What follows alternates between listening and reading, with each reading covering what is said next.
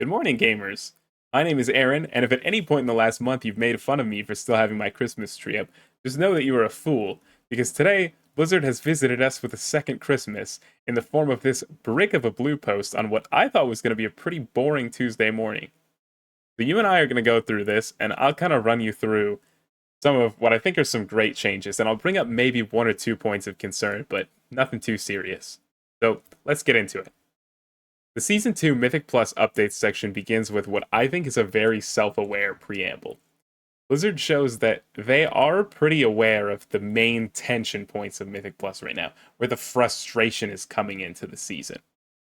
They say, over the course of the war within Season 1, they've received extensive feedback, much of which revolved around frustrations, especially in trying to progress through the system primarily in pickup groups. Obviously, that's the shittest way to play the game, but unfortunately, it's what a lot of us are stuck with.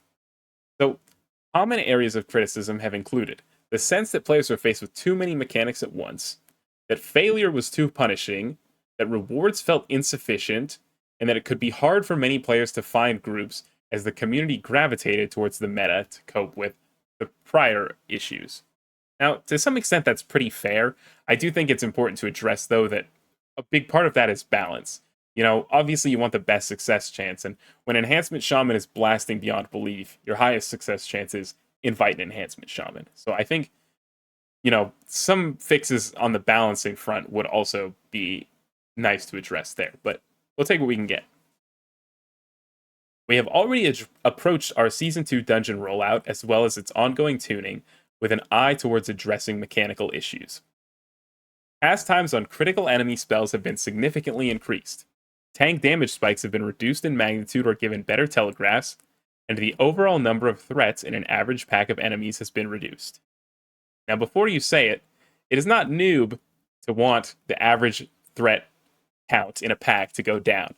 It's important to address that in the War Within dungeons, some of these packs are nuclear bomb difficulty already, and lowering the average number of threats creates more fun moments where you can kind of mash these packs together.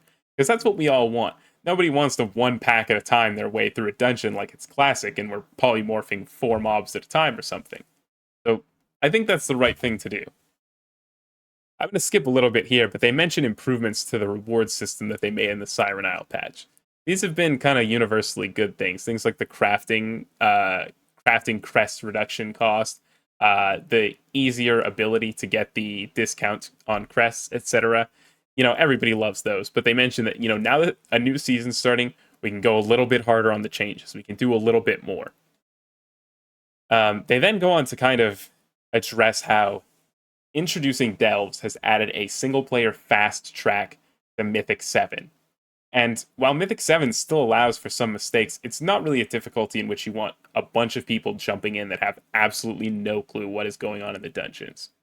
So their kind of thesis here for how to address the Delve and Mythic Plus harmony is looking ahead to Season 2, our aim is to make the Mythic dungeon system more rewarding from the outset, and to smooth out the difficulty progression so that each step feels approachable. Sounds good to me. To that end, we are making the following changes, and here we're at the meat of the post, okay? This is where it gets good. Baseline Mythic, aka Mythic 0, will now award champion track gear with a weekly lockout. The health and damage of enemies in those dungeons has increased to reflect the improved reward, while keeping Mythic 0 an accessible point of entry for players beginning their Season 2 gearing journey. Now, this is a big point that I mentioned in the Why the War Within Mythic Plus video is struggling video that I did that's somewhere on your screen, I hope. Mythic 0 kind of explodes, just like heroic dungeons before it explode. So I'm hoping that when they say that the health and damage has increased, they're not just saying we buffed this to Season 2 values, and what they're saying is we've buffed it enough that Mythic 0 can exist as a difficulty that differentiates itself from the ones before it. We want Mythic 0 to exist in a spot where it can challenge casual players while still giving them a good time.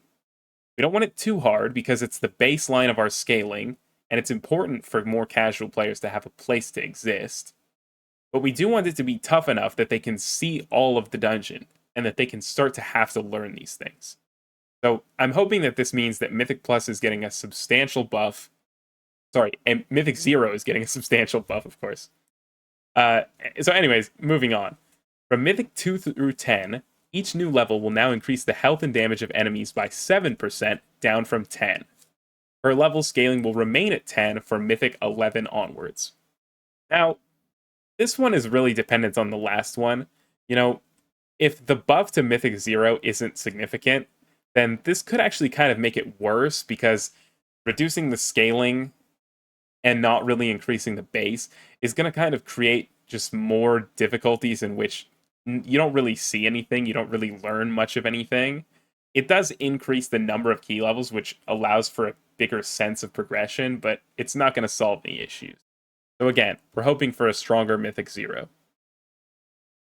The Xal'atath's Bargain rotating affixes will move up from Mythic 2 to Mythic 4, leaving no affixes at the first two entry levels of the M+ system. I think this is totally fair. Going from Mythic 0, where again everything explodes, to Mythic 2, where all of a sudden there's this purple woman spawning, yelling about a stone or the void or something like that, and then there's a bunch of blue shit all over your screen, is not super conducive to figuring out what the hell is going on. So I think, again, it's important for these new guys to have those two key levels where they can just see the dungeons. Totally on board with this change.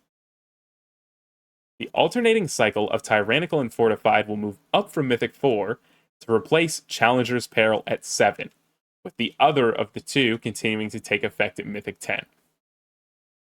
Now, this again is entirely dependent on the Mythic 0 tuning. If you remove Tyrannical and Fortified from the early key levels, and Mythic 0 is still scaled too low, then you're going to make it even more clear that everything is happening much too fast in those early key levels. So I will tie this in with the other two as saying, we'll just have to wait and see. At Mythic 12, instead of an additional 10% increase to enemy health, Xal'atath's Guile will now include the increased timer penalty for deaths that was formerly part of Challenger's Peril. While the mechanic could feel overly punishing for groups still learning and progressing towards gear rewards, a focus on clean execution remains appropriate for the upper echelons of the system, and removing the extra 10% stats should make the transition into the prestige tiers of the system feel like less of a wall. So, if you saw characters in the early weeks of Mythic Plus Season 1 this expansion, you notice that some people might have 2 or even 3 chested 11s and be completely unable to time a 12.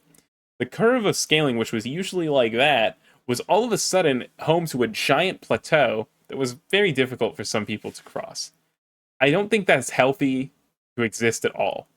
It made Keystones at level 12 basically like the fucking VIP section in a club that you've already spent too much money to get into.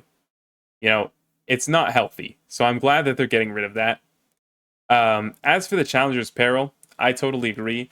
You should not be able to wipe your way through a Keystone like we saw in Dragonflight Season 3.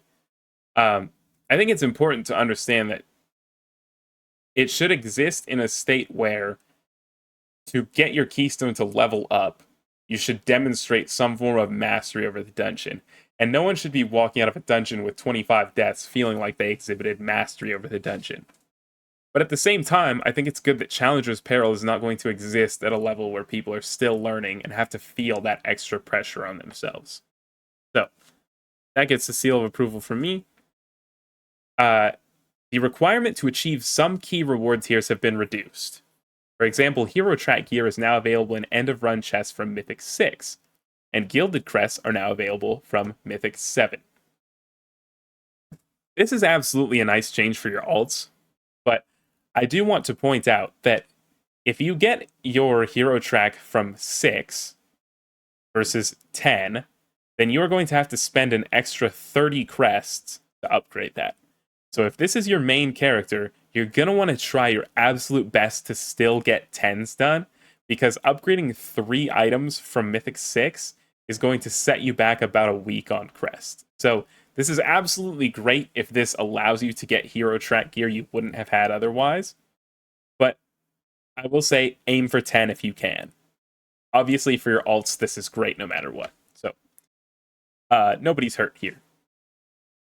And you might see this and say, okay, we're getting to the last paragraph. We're wrapping up. Let me tell you, they have saved the best for absolute last. They say, one additional note, and of relevance to players at the upper end of the system. We are changing the rating requirement for the Keystone Legend achievement being added in Season 2, moving it from 2850 to 3000. This is being done to keep it at a comparable level of challenge and prestige after the changes to overall scaling. Now, you might hear that and be a little worried. You want the Keystone Legend mount, but now it's at 3k, and you're a little concerned. Don't worry. I promise you. Everyone who is watching this channel, I will ensure that you have all the tools you need to get 3k IO in this next season. You will get that sexy looking mount. Hell, they could put it at 3100. I've got you. Stick with me, we'll get there together. Now here's the good stuff. We will also be decoupling this achievement from the system that allows players to set a floor for their high-level keystones.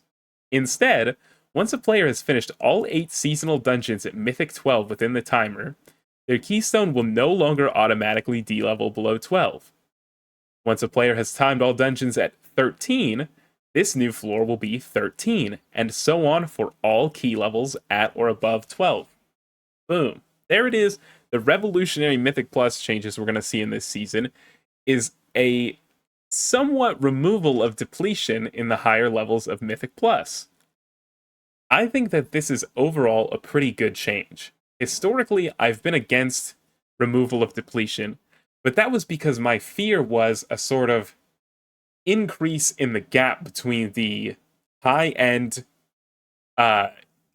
solo player and the really high-end level players, where, if depletion gets removed, these guys who are capable of something like 17s will go so high that there's no real chance of intermingling with the people who are, fighting for their life in pugs in the 14, 15 range. But because of how this works, it's also going to change the dynamics for re-rolling your keystones. If your key can't deplete, the only requirement to re-roll it to a different dungeon is going to be finishing the dungeon. If your keystone can't deplete, you have much less reason to be super picky about who you're inviting for your dungeons. So hopefully, this means that there will be more dungeons of a high level in the group finder, and players at a high end who are looking to re-roll their keystone will feel more comfortable inviting people who might not have experience on the key level. I could be wrong, but I think this is probably the healthiest way to implement a sort of removal of depletion. So I'm pretty happy with this proposal, and I hope you are too. But you might be saying, Aaron, all of this looks great, but you really want me to play Darkflame Cleft? That dungeon was so ass. You're totally right. That dungeon was so ass. But we've got another good news blue post here today.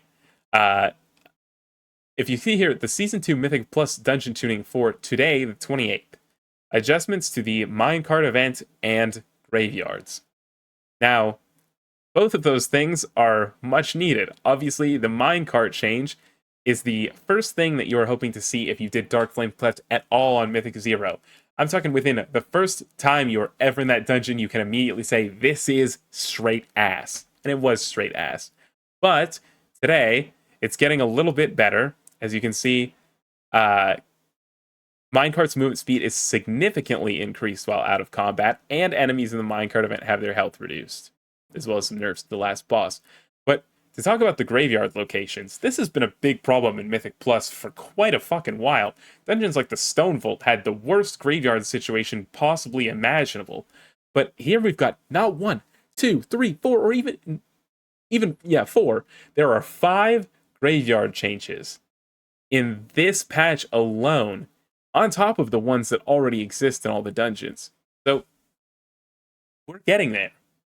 These changes really make me feel like, we've got the Mythic Plus dev that we've dreamed of. They obviously care, at least today, about this season really kicking ass. And honestly, I am feeling super hopeful about this season. I really hope you are too, because everything is shaping up to be an absolute banger for this patch. So, yeah, I hope you're feeling great. And if going through this patch, You want to make sure that you've got all the information you need to succeed, guides for the dungeons, guides for the bosses, then stick with me. I would love to have you as a subscriber. I would love to share my content with you. I'd love to get to chat with you, and I'd love to have a good time. So, my name's Aaron again. I hope to see you soon. Thanks for chatting about these with me. Peace. That dungeon was so ass.